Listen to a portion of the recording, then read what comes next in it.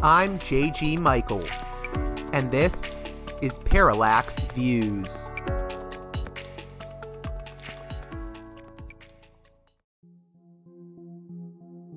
This edition of Parallax Views is brought to you by the $10 and above tier supporters of Parallax Views on Patreon.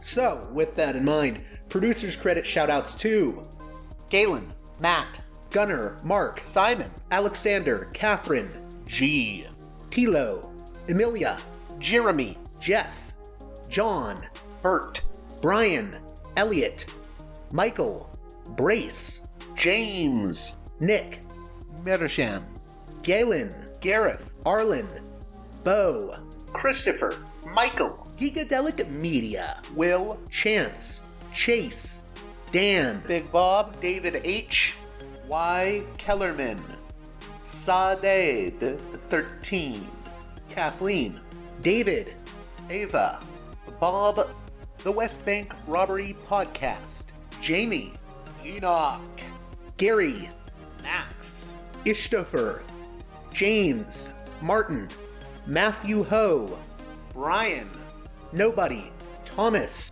and Dano. And now on to the show.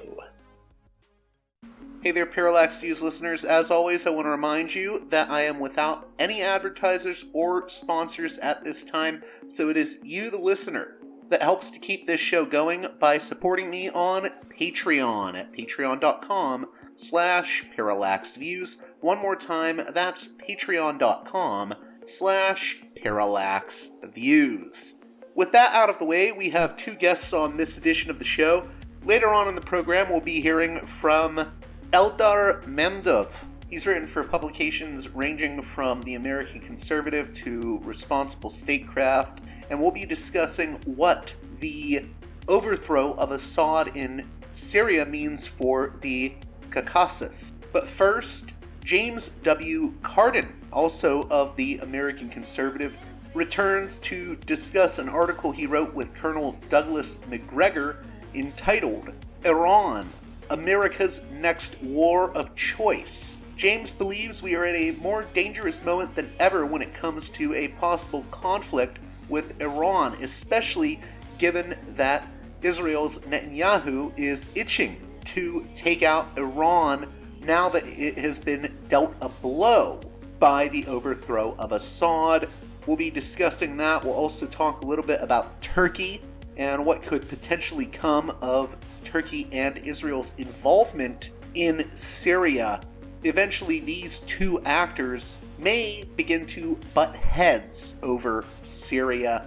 We'll also discuss another recent piece James wrote entitled How the Neocons Won the Transition, which deals with the neoconservative elements and foreign policy hawks that are going to be popping up in the second Trump administration.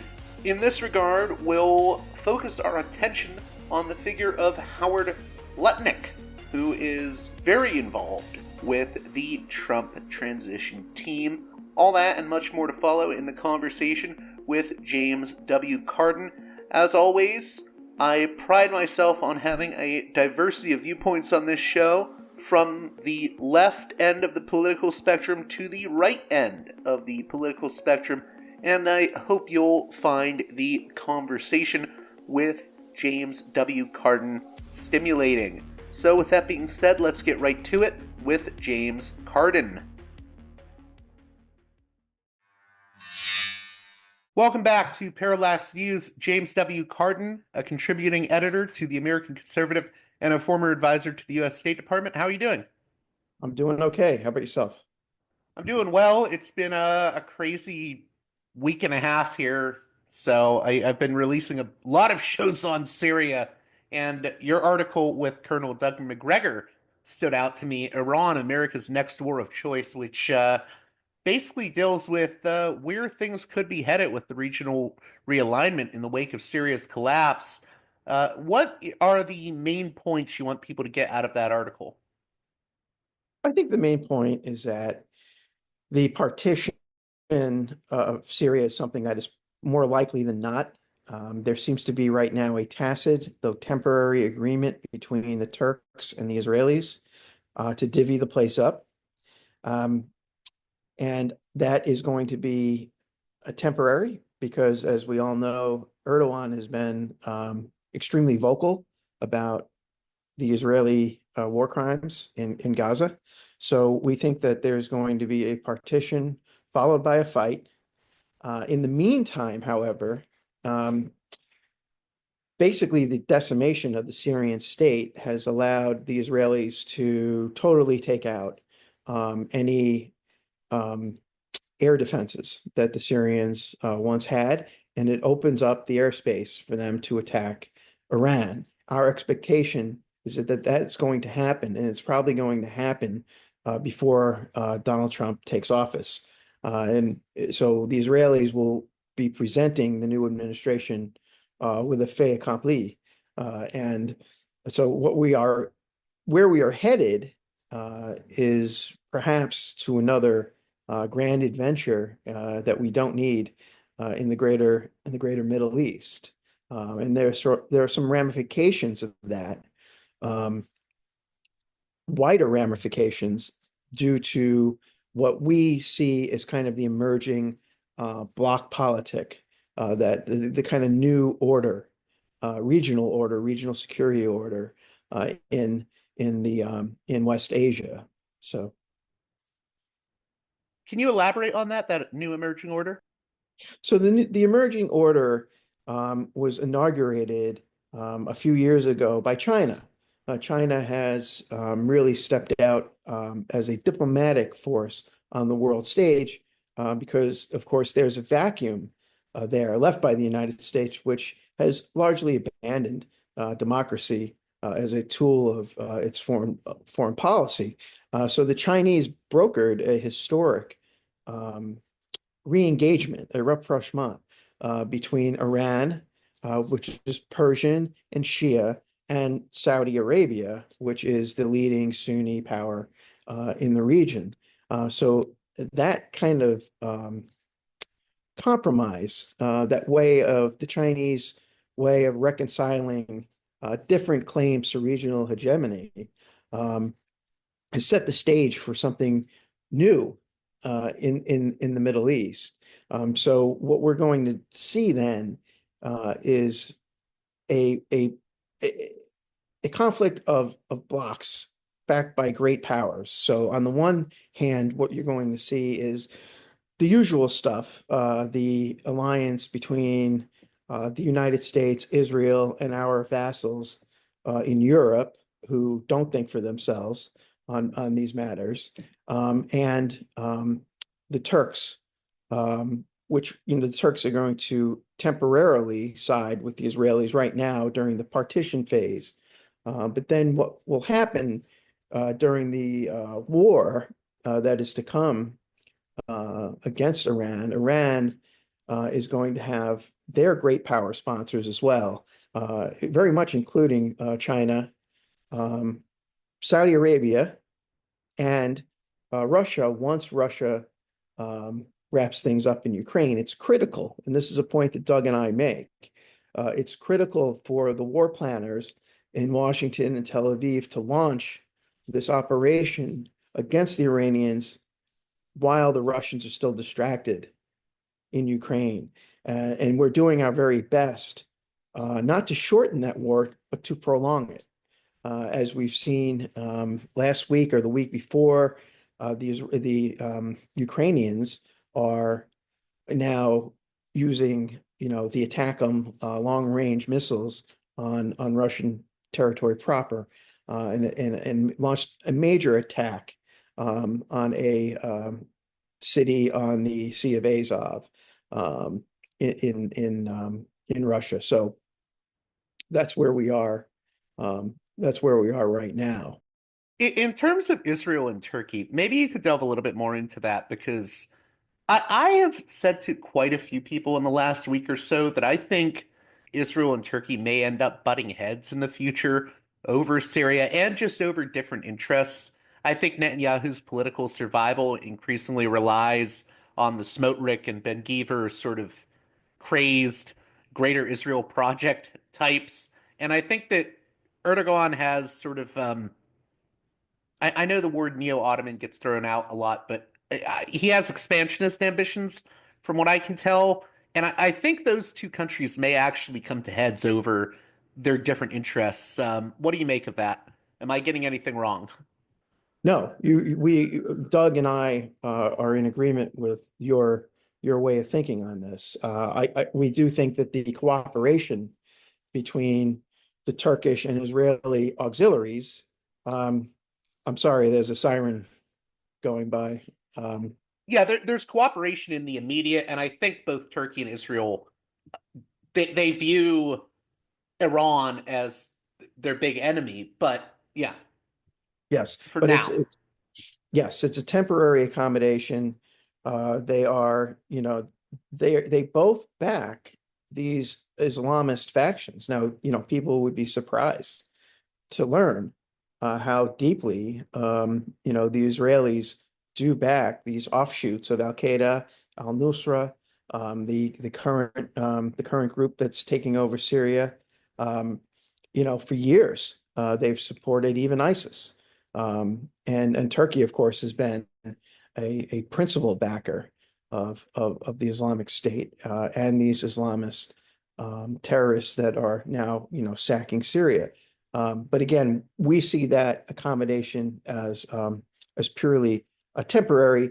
Erdogan would risk, I think, his standing within his own country and certainly within the wider Arab world if he continued to cooperate for too much longer um, with the Israelis. So the idea is to get what they want, hit the Kurdish forces that they see as aligned against them, and then move on. In terms of Iran, I think for years we've all been worried about a potential conflict with Iran. I think we've seen how neoconservatives have been gung ho about a war with Iran for years, and yet it hasn't happened. And I think people assume because of that that, oh, there won't be a war with Iran. But I think we're at probably the most dangerous moment we've been at in a long time when it comes to a potential war with Iran. Can you speak to that issue and where you think things are headed? I don't think I can improve upon your formulation of it. We are at the moment, I think, of maximum danger here with regard to a war with Iran. As you say, some of us have been worried. Other of our citizens have been, as you say, gung-ho and are really chomping at the bit.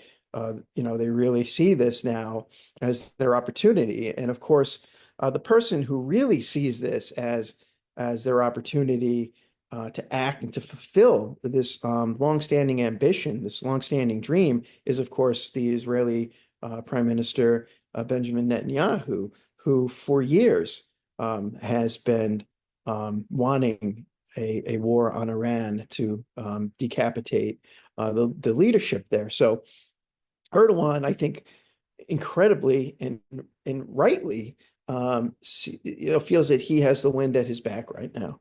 They've You said Erdogan, you meant Netanyahu. Netanyahu, excuse me. He has decimated Gaza. He's ethnically cleansed Gaza, a longstanding ambition of his. He will now move and let the settlers and the IDF run wild in the West Bank. So you wouldn't want to be a Palestinian or a Palestinian Christian in the West Bank right now. They are now moving north.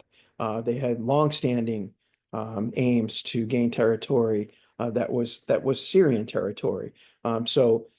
Everything seems to be working out for him right now. The fall of Assad was a great gift to his ambitions to launch a war on Iran. And of course, it didn't just, happen overnight. I mean, you know, um, it did seem that way. But of course, the events of the past month were put in place over a decade ago.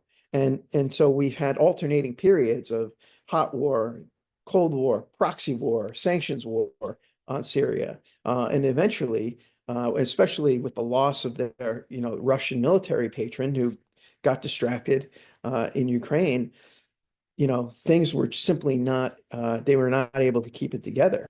But let's not forget, even though Trump early on in his first administration pulled the plug on some of the more obscene and ridiculous CIA and Pentagon programs to arm these Islamist terrorists to overthrow a secular. Timber, sycamore, things like that. Yeah. Exactly right. He pulled the plug on that in 2017, incredibly at the behest of Mike Pompeo.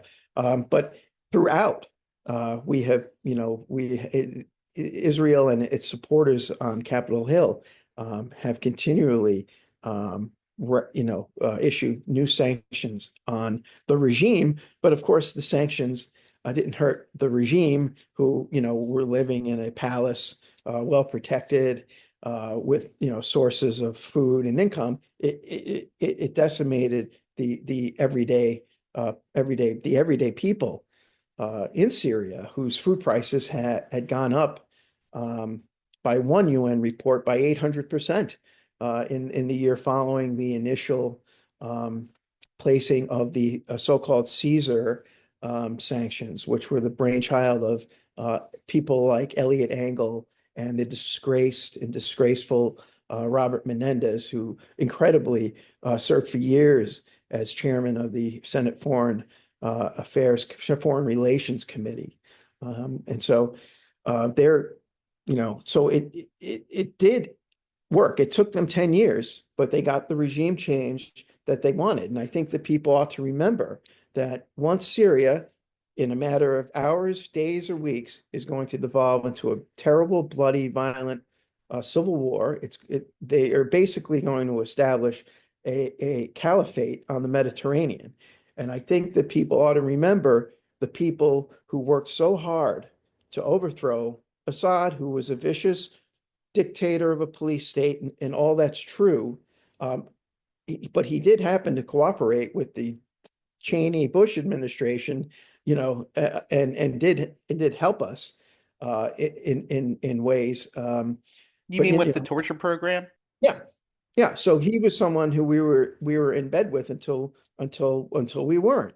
Assad wanted nothing but good relations with the United States and the West, but we have our ideologues who basically take their marching orders from Tel Aviv. And it was the Israeli policy that they didn't want to deal with Assad. They were going to back the Islamist terrorists.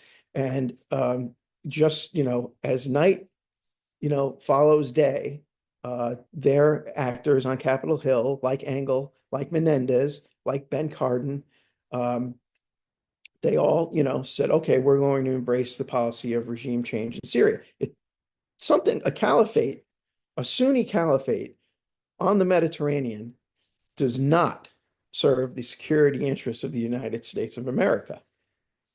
But that's always a secondary consideration for these people. The primary consideration for these people is what Benjamin Netanyahu wants, and I think people ought to remember that. In terms of what's happening in Syria, can we talk about HTS and Jolani and your and Colonel McGregor's analysis of that? Because I think some people are trying to paint Jolani as like hyper reformed from his days involved with Al Qaeda. I don't think that's true. The middle ground I've taken is that, okay, he may not be Al Qaeda, but he HTS's ideology is Islamist and very authoritarian. It's uber conservative Islamism. So I just don't see how that's a recipe for anything good right now in Syria. Once again, I can't improve on your formulation. I mean, you're exactly right. The idea that Jolani is now a kind of he's transforming into Syria's Ataturk is utterly absurd. But you have all these think tank fixtures here in Washington, Charles Lister is probably the most prominent one. And he's been saying for years that, these groups that have their roots in Al-Qaeda they're really kind of westernizing, and we can kind of trust them now. And, they've given up on all that stuff. I don't I don't think so. I think that's a bad bet. And I don't believe it. I don't believe it for a second. But, look at who controls the narrative here. You could never get someone like me with what I just said about Israel, for instance, anywhere on cable news, anywhere, even public television, nothing, right? You have had for 10 years.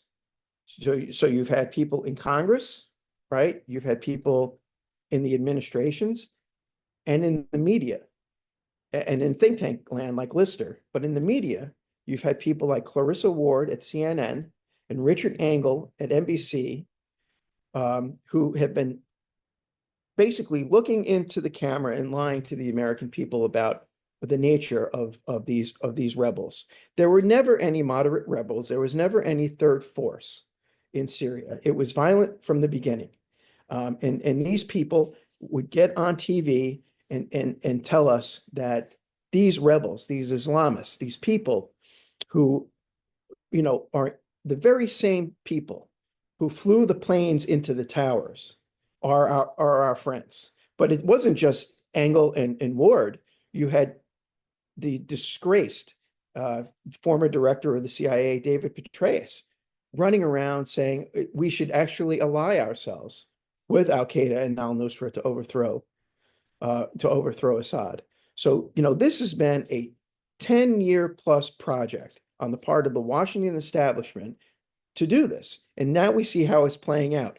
And so you have a maniac like Jolani out there who, by the way, or I think perhaps still has a $10 million bounty on his head from the CIA. So, the CIA, whatever its faults, understands what this person's about.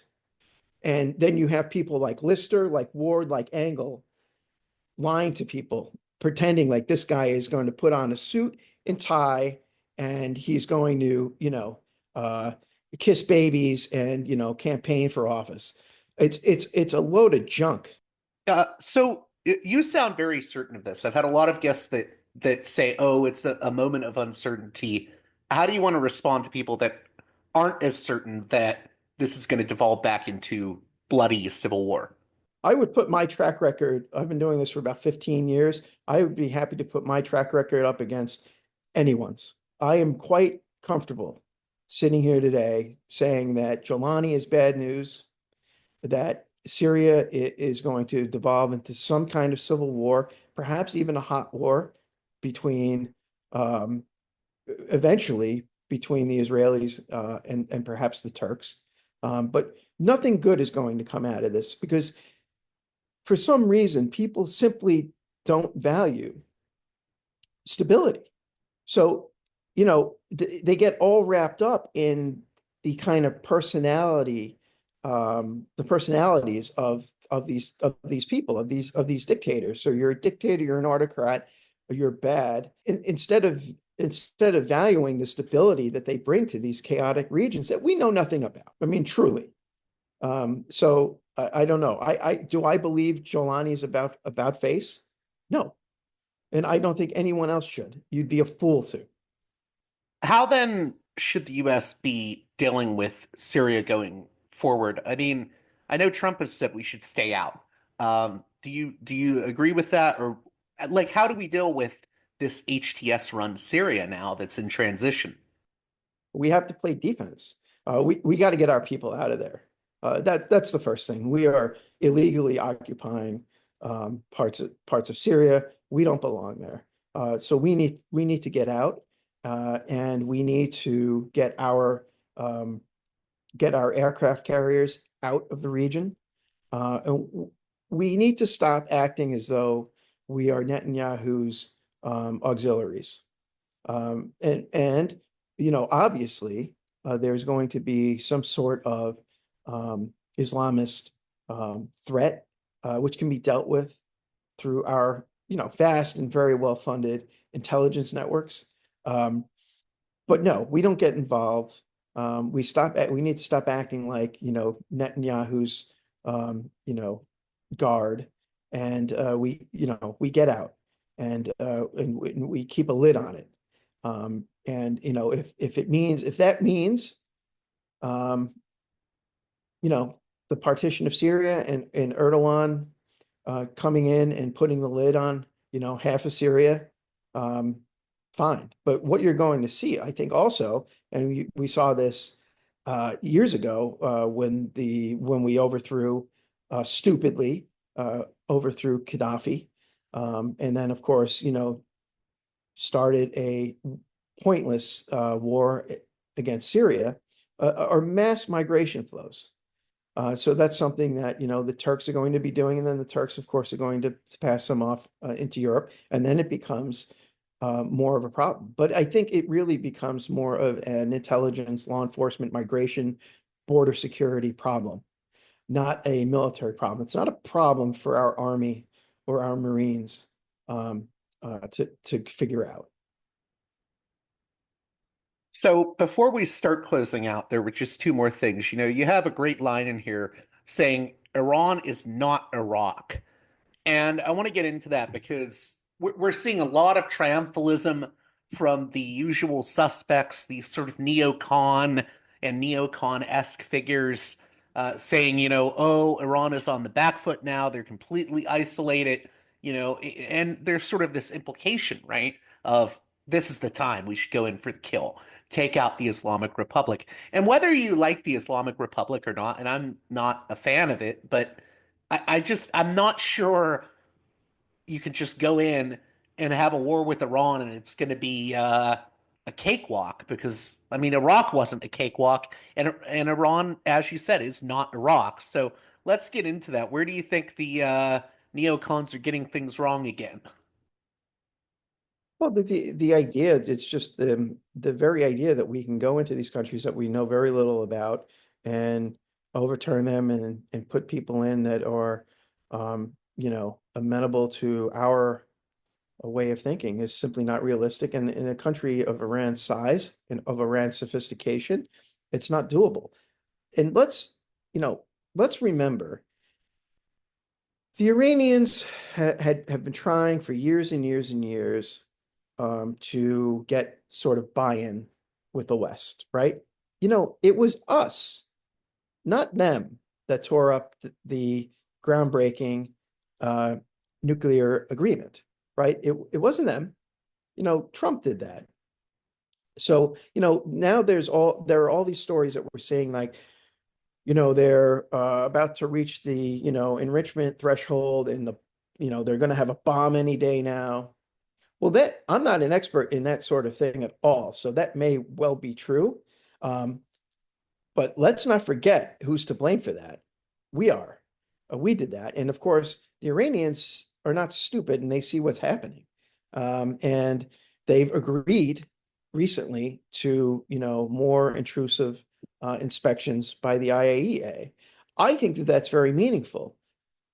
I'm, an outlier here.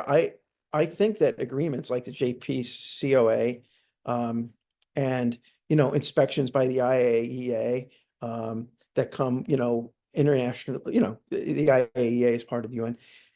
I think that's important, but the neocons don't care about any of that stuff. So the Well, problem they were the ones that wanted the JCPOA ripped up. yeah, right, exactly. So these people are chaos agents. More than that, they are too often, I'm not going to say that all of them are, but they are too often too close to Israel. And they do Israel's bidding here. And you're not allowed to say that in Washington, but that is the truth. And anyone with eyes to see can see that that's the case. Yeah, and I think the thing is, I mean, I know what the neocon response to that will be, which is it's not that we're putting Israel first, it's that, it just so happens that our interests with Israel are always the same. US interests Always. and Israeli interests are always the same, which I think that's ridiculous. Of course, it's ridiculous. It's not true. It's not true at all. But that's the way that they act, and that's the way that they sell it. That's the way that they're able to sell that program.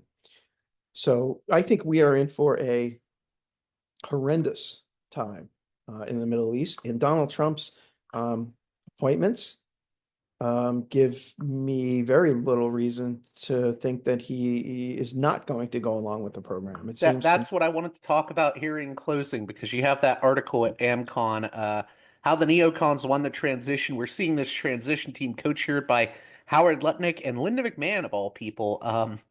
What do you make of this transition team so far? And I like what you said. You said this is a far cry from either the conservative America First nationalism many on the right hoped for, or the Eurasian style crypto autocracy many on the left feared. Well, I was just on the phone with a prominent activist and funder of causes that we agree with in the realist and restraint world, and he asked me, so who is any good? Uh, and it's hard. It's like, well, there's Tulsi who might get DNI, though I think it's the wrong position for her. Michael Anton is someone who's known in these circles as being, very good on foreign policy, but he's going to be the head of policy planning. And then, I hear very good things about the incoming Deputy Secretary of State. But other than that, what you have really is you have all sorts of neocons. It's just a spectrum of neocons. So you have kind of the more, I don't know, like respectable, moderate, almost like Republican mainstream neocon, like Rubio, who's going to be at state. And then you have, like an extreme maniac who's running the counterterrorism portfolio at the NSC by the name of Sebastian Gorka. So with the exception of the three people I just named, Gabbard, Anton, Landau, it's pretty grim. I mean, these people are definitely not like Thomas Massey style guys that are in this administration. No, like what That's would how have I been, always put it, but yeah. right? What would have been so hard about, Trump has, he's not going to have this but for 2 more years. He has control. And well, why not make Rand Paul Secretary of State? Why not name Thomas Massey to, head the CIA or the Office of Director of National Intelligence? These appointees are, and they're mainly neocons. And from what I've been told by people who know what's going on in Mar-a-Lago, Lutnick is the one who has his fingers all over the defense and foreign policy portfolios. So if you're someone who worries about foreign wars, American overreach, counterproductive regime change operations, you can't be happy with what you're seeing right now. What do you think? I mean, we'll close on this note because I know you have to get going, but I mean, what is going on in Mar-a-Lago land where, Trump is just sort of allowing figures like Lutnick to sort of call the shots on the foreign policy stuff? I mean, because Trump has had people like, I mean, Conor McGregor was involved in the last administration. Why is this, like, I know it's speculative, but why is this time so different? It's a really good question. I think that part of it has to be just from a human perspective. The political comeback that Trump managed is unprecedented in American history. Love him or hate him. He had what, 4, 5 criminal cases pending against him. I mean, he had, he has overcome an extraordinary amount to get back here. So part of it probably is simply victory lap time. I've noticed, as have many others, that there's quite a number, I think 5 or 7 billionaires that have won high political appointment. So he is surrounding himself with people who have a lot of money. I suspect that has to do with perhaps he has concerns that once these 4 years are over, he's going to be dragged back into court and his business is going to be under assault again. I don't know. But it seems to me that the handing off of these very important and sensitive diplomatic and national security positions to someone like Lutnick, who has absolutely no experience in the foreign policy arena, it says a lot, and it says nothing good right now about the incoming team.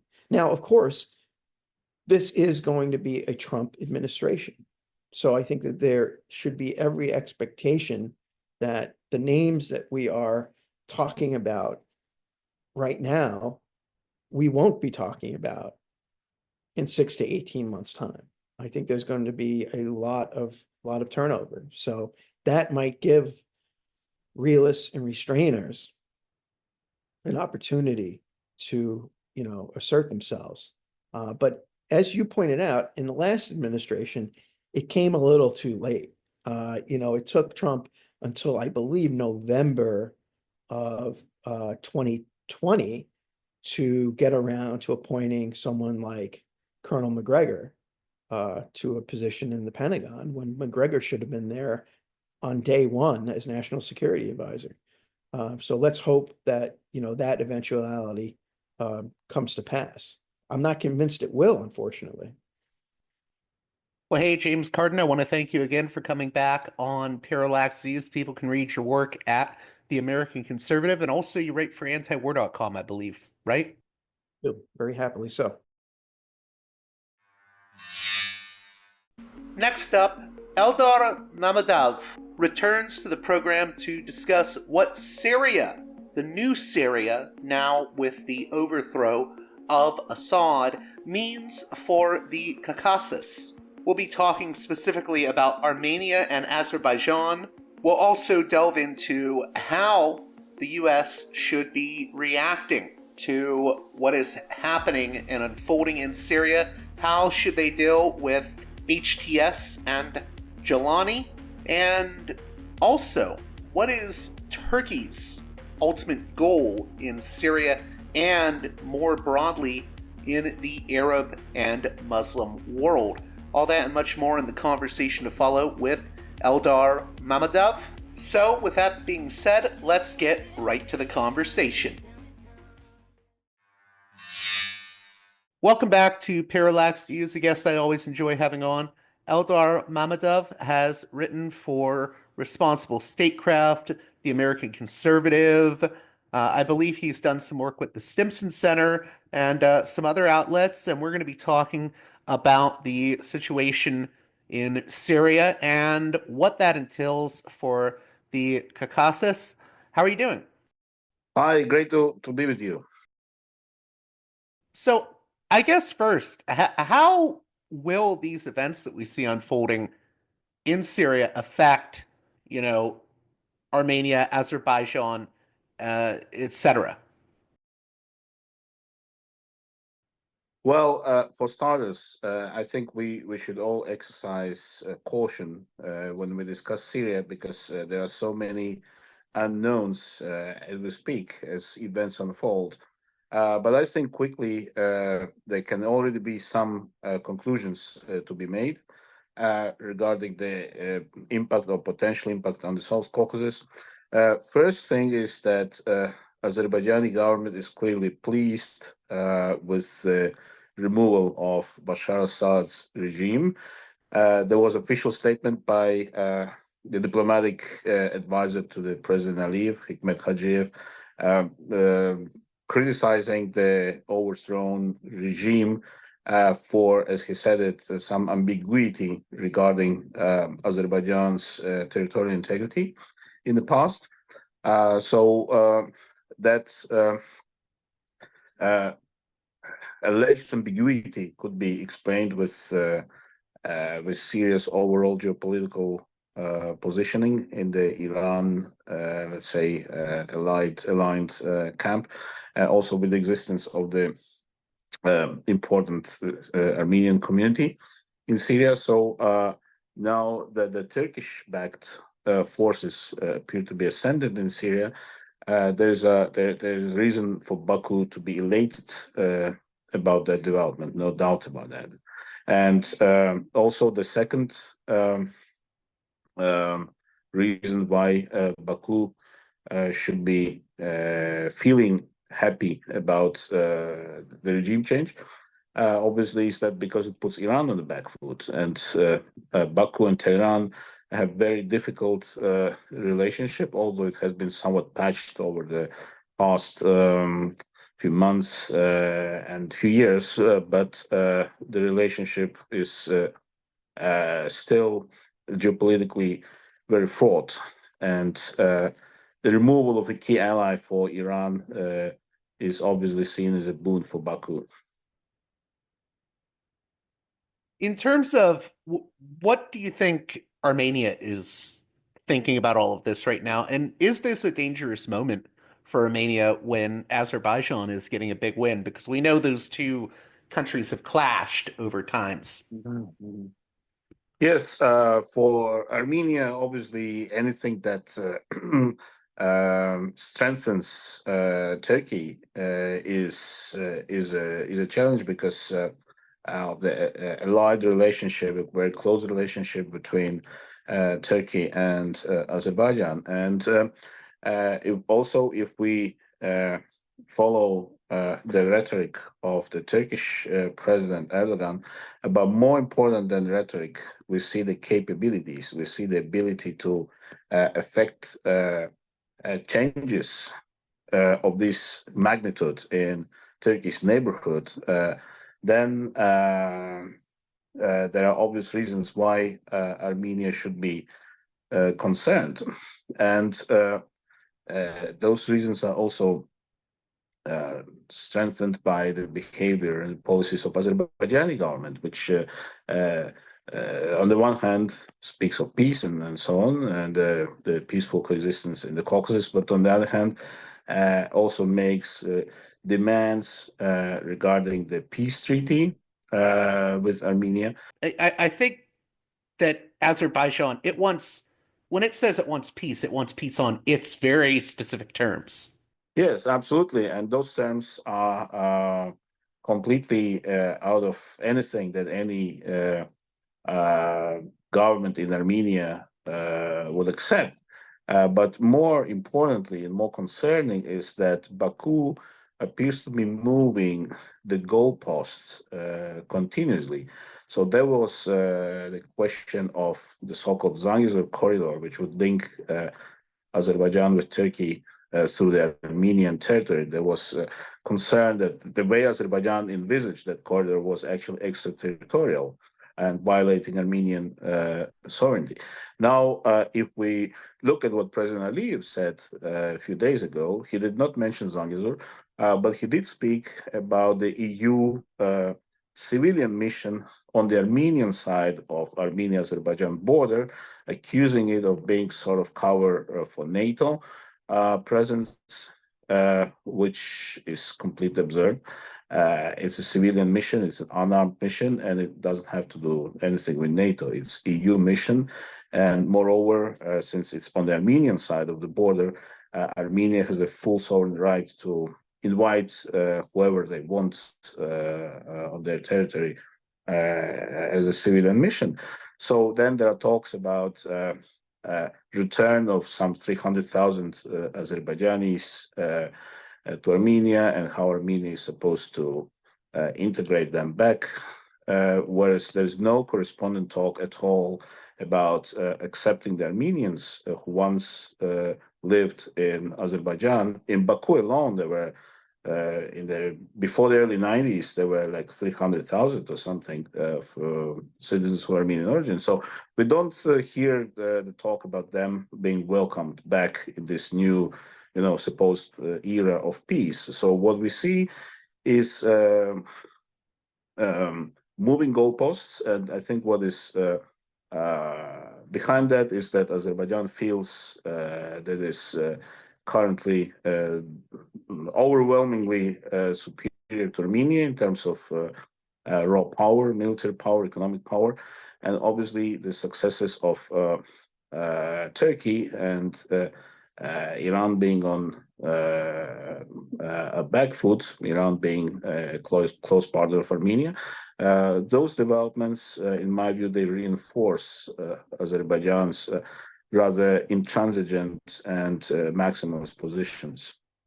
Well, I wanted to ask you about Azerbaijani irredentism and how important it is that we keep an eye on that right now. Do you think that's something that we should be focusing on? Yes, absolutely. There are multiple evidences that some circles in the United States and in Israel, mostly neoconservative circles in think tanks such as Foundation for Defense of Democracy or Hudson Institute, they're having very close eye at Azerbaijani population in Iran because they see Middle East basically through prism of Israeli interests. So since Iran is Israel's adversary and Azerbaijan is Israel's friend, so therefore everything that could undermine Iran from within, in their view, is to be supported. And actually, some of these pundits in those think tanks, they were very explicit about supporting Azerbaijani irredentism in Iran because they think that that's beneficial for Israel. So this whole context when Iran is getting weakened or perceived as getting weakened, but I think there's a lot of truth to that as well. It is seen as opening potentially new opportunities to exploit, to deliver a sort of decisive blow to the Islamic Republic. And in this sense, destabilization in the north of Iran, where the Azerbaijani community is mostly concentrated, so not only that. So that obviously seen as an opportunity for those hawkish neoconservative sort of circles in Washington and Jerusalem, but also partly in Ankara and in Baku. For people that don't follow international relations geopolitics as deeply as yourself or even I do, maybe you could talk a little bit about. I was recently asked about Turkey and Iran and why are they sort of in conflict with each other in various ways? What is why do their interests not align? Well, I think it's a very multidimensional and to great degree compartmentalized relationship because on the one hand, there's important trade relationship, there's energy relationship. On the other hand, obviously they are regional rivals, have always been since the times of the Ottoman Empire and Safavid monarchy in Iran since many centuries ago. At the same time, as two states with a long-running diplomatic tradition, they sort of always found ways to step from the brink. I should also mention that the question of Kurdish Warriors Party, for example, and the whole Kurdish question is also one wedge issue between the two countries. But in general, they managed to somehow avoid going into all-out escalation. And where they had differences, they managed them through bilateral channels and also multilateral ones, like it was on Syria till uh, till very recently with the so-called Astana process, which also involved Russia.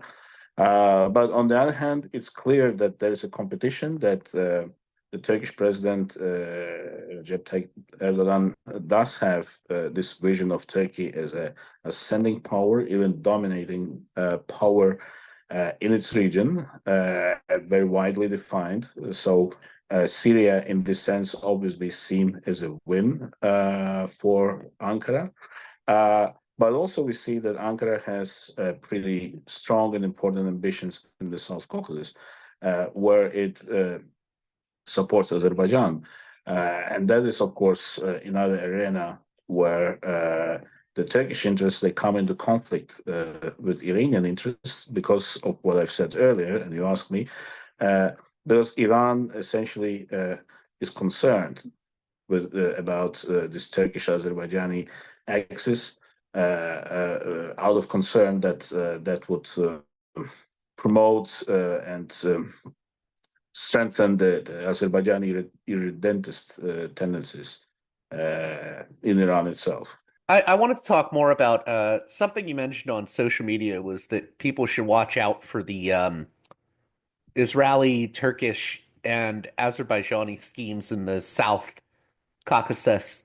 What did you mean by that? If you could elaborate. Well, if you look at statements by Israeli officials, starting with Benjamin Netanyahu, you can see that they clearly see now an opportunity to deal with the Islamic Republic, so to say, once and for all, and to deliver it a decisive blow, so to say. On the other hand, Turkey also has an interest in solidifying its presence in the South Caucasus and to become a dominant power there, which would come at the expense of Iran. And the third player, Azerbaijan, could also have some interest in acquiring more power, shifting the power balance in its favor in its relations with Iran. So far, Azerbaijani leaders, they have been very careful about not being too overtly associated with the separatist movements in Iran. But on the other hand, they also never completely cut their ties with them. It's like on and off. When relations with Iran are more tense, then they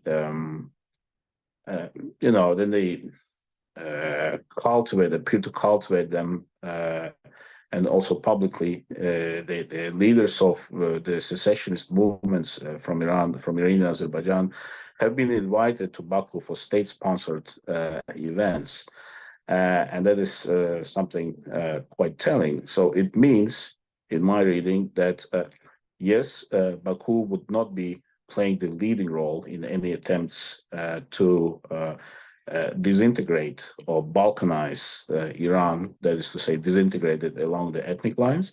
But if other players, such as Israel and Turkey, if they set their eyes on it, on Iran's essentially removal as a power in the Middle East, then I think they would clearly see that they have an opportunity there. All these, irredentist talks about greater Azerbaijan, about South Azerbaijan, as the Iranian Azerbaijan is referred to routinely in Baku. So it's all there. It's deeply in the political culture of the Republic of Azerbaijan. And if a real destabilization is to come to Iran, a real war, then I would assess that Baku will try to see how it can benefit from it. I hope this doesn't come off as a naive question, but I've had other guests say that the recent developments in Syria could lead to Turkey and Israel coming into conflict with each other. I don't even mean like a war conflict, but I mean having issues with each other, having disputes of some sort, strained relations. Do you think that's true, or do you think people are making too much of that. Some people are making too much out of that. I think it's quite possible that they already are staring each other, from the north and south to some extent, as some people have graphically put it, I believe, on social media, like dividing the corpse or the carcass of the dead Syrian state between themselves. So yes, but on the other hand, if you look at Turkey's real policies towards Israel, we've seen over this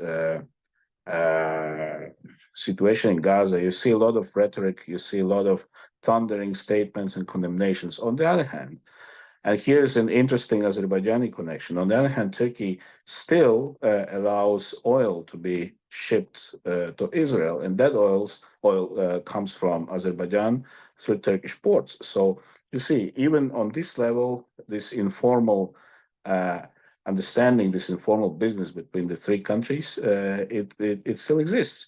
And in the South Caucasus, it's clear that the interests of Turkey, Israel, and Azerbaijan, I would not say they're all completely identical, but they certainly do overlap when it comes to Iran. I was going to say it seems like the common denominating factor is that Israel and Turkey both have a shared enemy in the form of Iran, or they consider Iran an enemy. So, it sounds like, despite differences between Turkey and Israel, their big issue is going after Iran first. They can deal with any issues they have with each other later. Yeah, I think it's a fair assessment. Again, Turkey and Israel, they also compartmentalize their relations, much in the way that I referred to earlier to Turkey and Iran doing the same.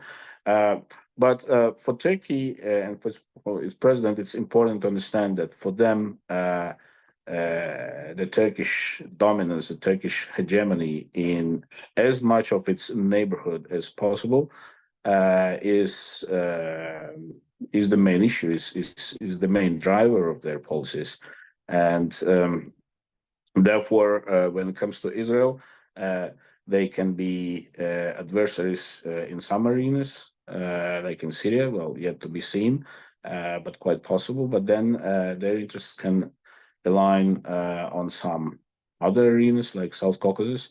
So I would say again, this is a relationship that cannot be rigidly defined as one of competition or one of alliance. There's a lot of compartmentalizing going on there, but it's also important to note, and we've seen that through the whole Syrian civil war. The way Turkey sees Iran is not just as a geopolitical competitor, but particularly with this government, which does have some Sunni Islamist, there's a pedigree to it. It also sees Iran in a somewhat sectarian way. Iran is a Shiite power, as the situation in Syria reveals, for many Sunni Islamists, it's not the Israel that is the main adversary or is seen as the main problem. It's the Shiite and Persian Iran. So I would not exaggerate the importance of this factor, but it also cannot be completely dismissed either.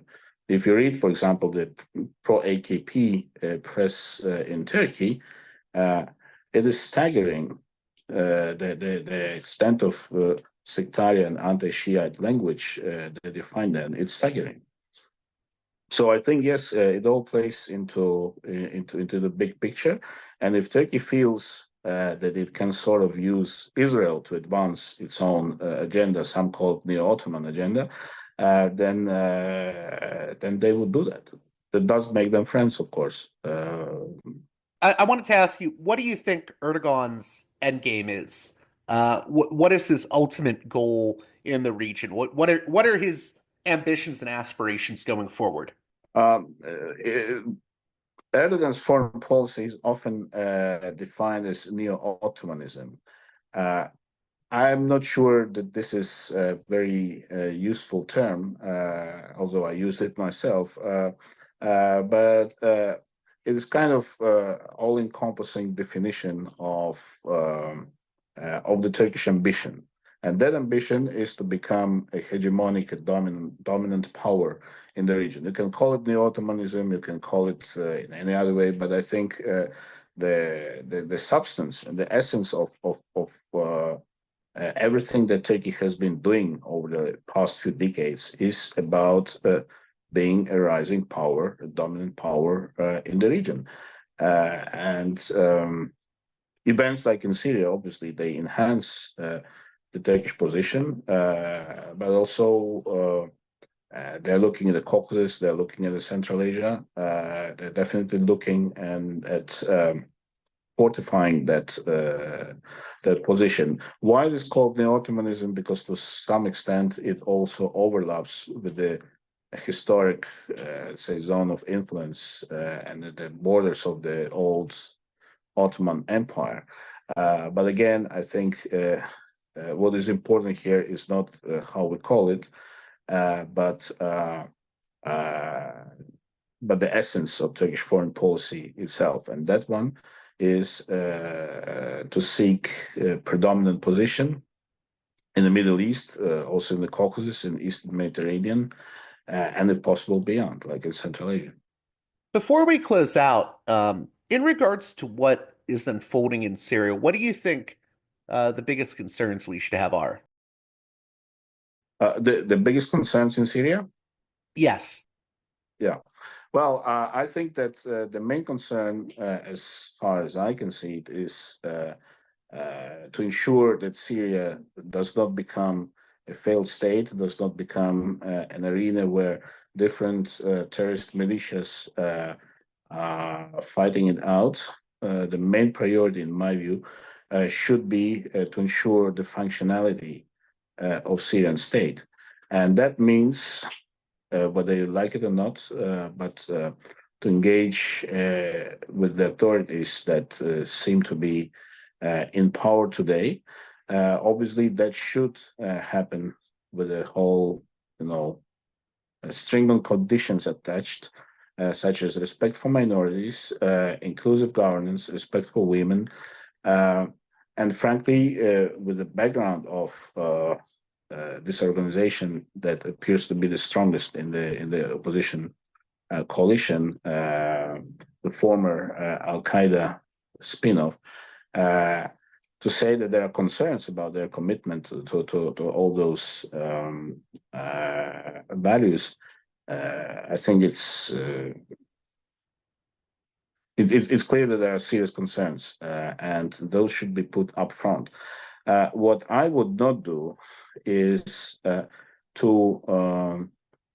put geopolitical conditions for engagement with the new Syrian authorities, the way, for example, the High Representative of the European Union, the Chief Diplomat of the EU, Kaja Kallas, did when she implied that the expectation from the EU would be for new Syrian authorities to expel essentially Russian bases from Syria and to dispose of any Russian influence in that country. Now, I think that is deeply unhelpful because why would the new Syrian government do that absent a package of incentives? And I think the European Union here could play an important role because it's still an important economic player. It could take part in Syria's reconstruction, but it should not start attempts to engage with new authorities with issuing these geopolitical demands. In closing here, what do you hope my listeners get out of this conversation we've been having? What for you are the most important points you want my listeners to take out of what we've been talking about here? Well, there are so many important points, but I think I would repeat the crucial point is, since we started this conversation about Syria, is that there's a concerted international effort to make sure that Syria does not become a failed state, does not become a hotbed of violent extremism, that it is back on its feet as functional state. Most importantly, that the sufferings of Syrian people who've been suffering under Assad regime and under Western sanctions for so long, that an end is put to it. Real quick, what do you want to say with regards to? I think this is a difficult thing to talk about because HTS, the Jolani group that helped overthrow Assad, is still listed as a terrorist organization, and I think some people want us to forget that.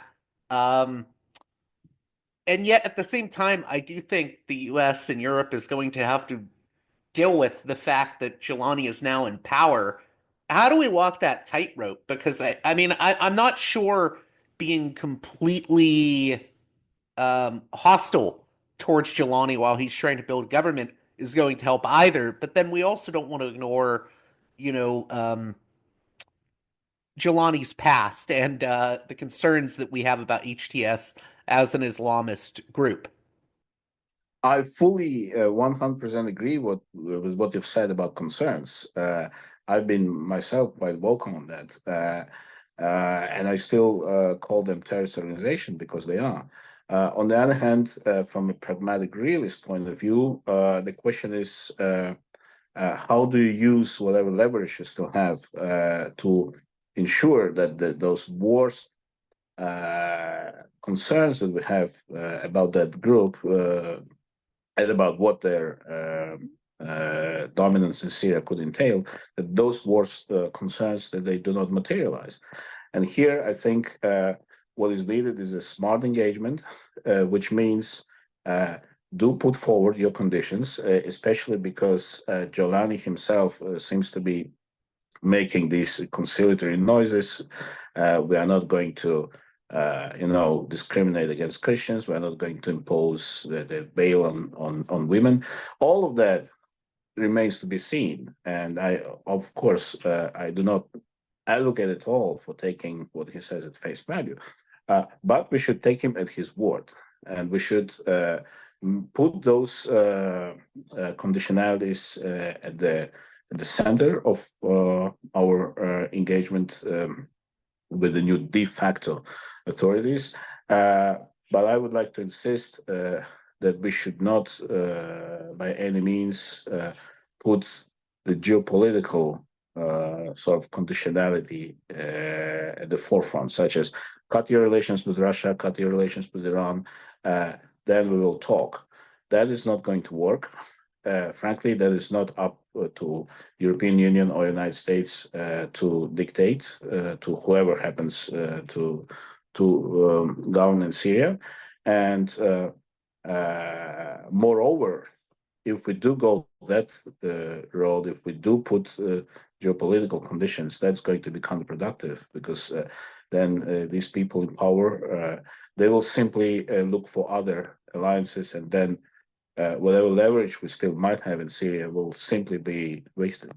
Well, I want to thank you again for coming on Parallax Views. If you want, how can my listeners keep up with your work? I'm on X, Eldar Mamedov 4. I also write regularly for Queen's Institute's Responsible Statecraft, an online platform, and for the American Conservative. Well, that does it for this edition of Parallax Views. I hope you enjoyed the conversations with James Carden and Eldar Mamedov. As always, if you appreciate the work here I do at Parallax Views, please consider supporting me on Patreon at patreon.com/parallaxviews. One more time, that's patreon.com/parallaxviews. And with that being said, until next time, you've been listening to Parallax Views with Parallax Views to Parallax Views with Parallax Views. The way out is not simply to say, don't do it, just to prohibit. It's nothing else. If we don't do it, others will be doing this like crazy. So, we have to confront the problem. But no, basically, I know of the great anxieties, problems, new forms of control, but it's also new forms of freedom. This is why I always emphasize that internet and all this new digital stuff, it's a very ambiguous phenomenon, but it's the field of struggle. New forms of enslavement, but at the same time, new incredible forms of freedom. We have to accept the fight with no nostalgia for old, allegedly more authentic communities or whatever. I'm not afraid. I'm not afraid. I'm not afraid.